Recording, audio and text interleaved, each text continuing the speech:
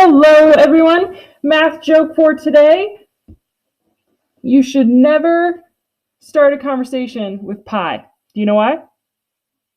It'll just go on forever and ever. Ha! Because pi, the number, never ends. Okay, so let's go ahead and add our final page of notes for Unit 2. You heard it. This is the last page of notes for Unit 2 already. It's a quick one. So this is Lesson 2.4. Multiplying and dividing rational numbers. Page 7. Okay, so I printed off the paper. That's always a choice you have if you have a printer and you'd like to do that. Let's jump right into it. So when multiplying and dividing rationals, we use the same rules for signs as you did for integers. So let's just remember those rules. If we are multiplying or dividing the same sign,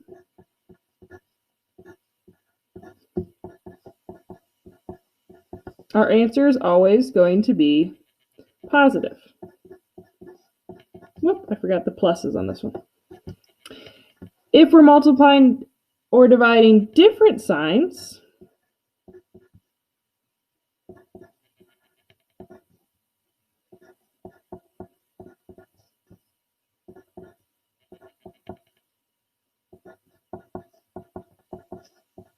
the answer is always going to be negative. So let's just make sure we remember those rules. Okay, so we're going to start by looking at decimals. Here's multiplying decimals and then dividing decimals. The steps are really similar, just slightly different. So I wanted to make sure we wrote them twice. For multiplying decimals, we need to line up the numbers vertically and then multiply. Step 2 is to count the digits behind the decimal in your problem. And then the last step, in your answer, start on the right and count over that many spaces to find the location of your decimal. Now, remember we have those 3 steps. Let's see them in action. So for this one, we're first going to line up the numbers vertically. Remember, this is multiplication because they're squished next to each other. So I'm going to write 3.77 and right below it 2.8. Notice that I have both the numbers lined up, squished up against the right side here. For multiplying, you do not need to line up your decimals. Do not line up your decimals. And then we can multiply just like normal. So 8 multiplied by 7, that's going to give us 56. Carry that 5 over to the next one. 7 multiplied by 8, again, that's going to be 56, plus this 5 we had carried over. So that's going to be 61, carrying over that 6. And then 8 multiplied by 3, that would give us 24, plus the 6 is going to be 30. Make sure your numbers are all lined up here, keeping them in columns. Okay, I like to cross these numbers off to remind me that we aren't using them anymore because we're moving on to the 2. Now we have to multiply the 2 by each one of these. 2 multiplied by 7 is going to be 14. Carry the 1, put the 4 under here. Make sure you start putting your first number directly below where that second value is. So 2 times 7 is going to be 14. So I put my first answer here. Then it's going to be 2 multiplied by 7, 14, plus that 1 from before. So that's going to be 15. Carry the 1. 2 multiplied by 3 is 6, plus that 1 is 7. Now we add. Bring down the 6. 1 plus 4 is 5. 0 plus 5 is 5. 3 plus 7 is going to be 10. To figure out where our decimal goes, we count the digits behind the decimal in your problem. So right here, we have 1, 2 spaces, and then here we have 1. So there's a total of 3 spaces behind the decimals. That means we start on the right and count over that many spaces in our answer. So 1, 2, 3. So that means our answer is 10.556. Okay, pause the video and try the next one on your own. Let's take a look to see how you did. So remember, this is a negative multiplied by a positive, so we have to recall our final answer is going to be a negative. Now we can just focus on the number since we know that the answer will be a negative. So it's 0.43 multiplied by 0.06. Let's start multiplying. 6 multiplied by 3, that's going to be 18, carry the 1. 6 multiplied by 4 is going to be 24, plus 1 would be 25. 6 multiplied by 0 is 0, add the 2, you get 2. The rest of these are going to be zeros. 0 times 3 is 0, 0 times 4, 0 times 0. Again, these also would be zeros. And then we add those together. We have 8, 5, 2, 0, 0. It's going to be really important that you stay organized so that way you don't mix up your columns there. Now up here, I see there's 1, 2, 3, 4 spaces or digits behind the decimals. So I need to go 1, 2, 3, 4 spaces to find where my decimal goes. Don't forget, the final answer is negative, so negative 0.0258. Awesome. Let's take a look at dividing decimals. Has some similarities, but also a bit different.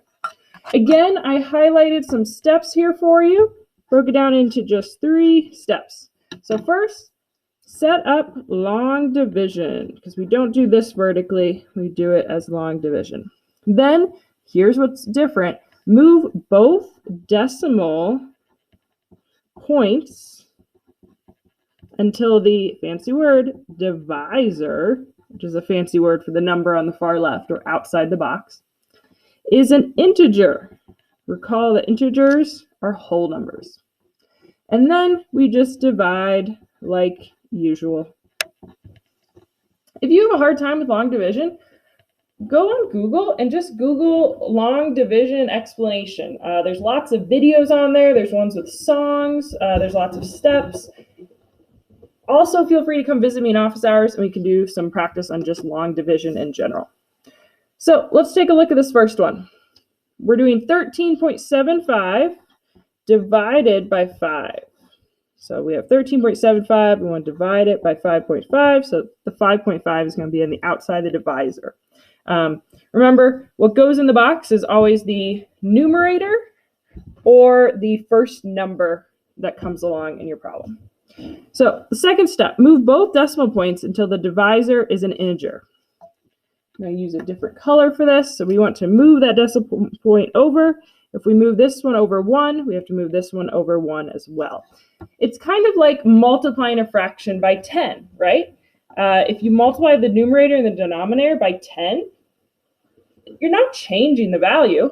You're just making it a bigger number. So like, for instance, 1 over 2, if you multiply the top and the bottom by 10, you'd get 10 over 20. Sorry about that glitch. So we move the decimal over 1 place in each of those, so that way the divisor is an integer, just like we said in step 2. So this becomes 55 and 137.5. Then we think about, okay, how many times does 55 go into 137? Well, 50 is about 50, and 2 of those would be 100. 55 plus 55 would be 110, so twice. That gives us 110. Subtract that. 137 minus 110 would be 27. Let's bring down the 5. Now we have to think about how many times does 55 go into 275. Well, if we know that 110 is 2 of those, if we doubled that, that would be 220, and that would be 4 of those. And then actually 5 more would be 275. So 5 times 275. Nothing's left over. Don't forget, wherever you put your decimal in this number, it needs to go in the decimal in your answer directly above. So our answer then is 2.5. Go ahead and pause the video. Try the next one on your own. Okay, let's see how you did. So this one again, notice that it's a negative divided by a positive. So remember, our answer is going to be negative. And then we can write down our numbers. The first number goes inside the box, and the other number goes outside. So the second step is to move that decimal point. We have to move it 2 places for the divisor to be a whole number or an integer. So that means we move it 2 places in the other number as well, which would make a 0 here. So our new division problem is 12 on the outside, 420 on the inside there. Let's go ahead and begin. How many times does 12 go into 42? Well, that would be 3 times, because 3 multiplied by 12 is 36. And then 42 minus 36 would give us 6, bring down the 0. And how many times does 12 go into 60? That'd be 5 times. 5 multiplied by 60 is 12, and we have nothing left over. So our answer is 35? Not quite. Don't forget, we have a negative there, so our answer is negative 35. Okay, let's flip that over and take a look at multiplying fractions. So when we multiply fractions, similar to before, we want to make sure we change any mixed numbers to improper fractions. Also, if you have any whole numbers, you can put them over 1, so that way we can have a fraction to work with, not just one whole number. And then we multiply the numerators, and then multiply the denominators. And always remember to simplify your final answer. My apologies that some of this is already filled out. I'm re-recording this section because this is when the audio cut out. So hang in there with me. So let's look at A to model these steps. So first of all, we change a mixed numbers to improper fractions. Well, we don't have any mixed numbers, so we're good there. And we don't have any whole numbers, so that one doesn't apply either. So we can go ahead and proceed by multiplying the numerators. Remember from our last lesson, if you have a negative 4/5, that can also be written with the negative on top only. And then we multiply our numerators and multiply our denominators. So negative 4 multiplied by 10, and the denominators are 5 multiplied by 12. Negative 4 multiplied by 10 is negative 40. 5 multiplied by 12 is 60. Not quite done yet. Don't forget to simplify.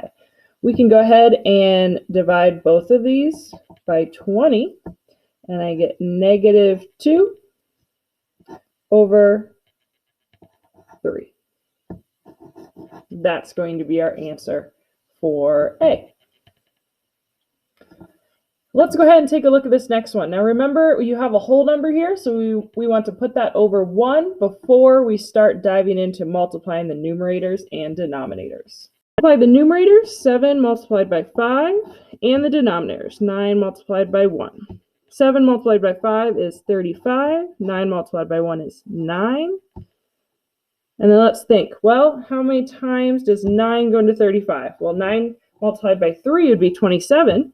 So that means it goes into it 3 times. And then what's left over? 35 minus that 27, that'd be 8 left over. So 3 and 8 ninths. Great job. Go ahead and try the next one on your own. Okay, let's take a look at C. So this one, we have two negatives. Remember, that means our final answer needs to be a positive, so be remembering that. Let's take a look. We do have a mixed number we need to make into an improper fraction. So -2 1/3. Well, 2 multiplied by 3 would be 6, plus that one up there would be 7 over 3. Don't lose that negative. And then we have -7 over 3. And we need to make that whole number a fraction, so we put it over 1. Now we can multiply. Multiply the numerators, and then multiply the denominators. -7 multiplied by -6 is going to be a positive 42. 3 multiplied by 1 is going to be a positive 3. 42 divided by 3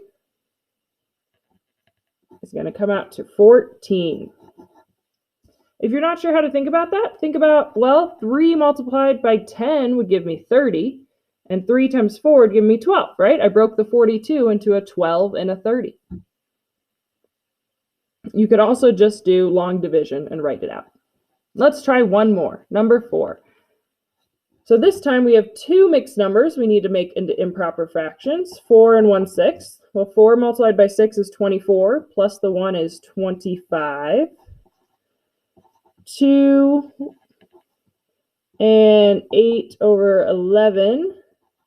2 multiplied by 11 is 22, plus 8 would be 30 over 11. So now we have 25 over 6 multiplied by 30 over 11. Good, now we can multiply.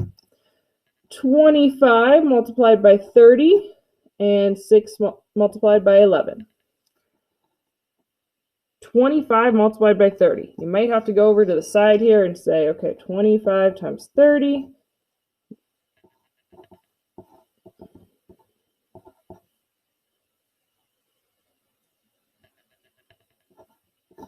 Comes out to 750. Woo. And 6 multiplied by 11 will be 66. Those are some big numbers. So again, you might have to do some long division. How many times is 66 going to 75? Once. Leaves me with 90. 66 goes into 90 once. Leaves me with 24. So that means I know this is equal to 11 and 24 over 66. Because there was 24 left. Ooh, I can simplify this a bit. So I could divide the top and the bottom by 6. So my final answer is 11 and 4/11ths. Ooh, that one was a doozy. Okay, all we have left is division. Let's move up to the top here. Like I said, there's a little trick here in the dividing. So step 1 is the same as before. Change mixed numbers to improper fractions. And then step 2 is to find the reciprocal. Reciprocal of the second fraction. This word just means that we flip the fraction upside down. And we'll see what that looks here soon. And the reason this works is because multiplication is the opposite of division. And so we are working with that opposite, flipping this upside down, so that way we can end up multiplying just like we did before. And then, just like the multiplying, we multiply the numerators and the denominators. Don't forget to always simplify. Okay, let's take a look at this in action. So the first one, notice it's a negative divided by a positive, so our final answer has to be a negative. Keep that in mind. And we don't have any mixed numbers, and we don't have any whole numbers, so we are good to go with step 2. Let's find the reciprocal of the second fraction. Reciprocal means to flip this, so that way we can work with multiplication instead.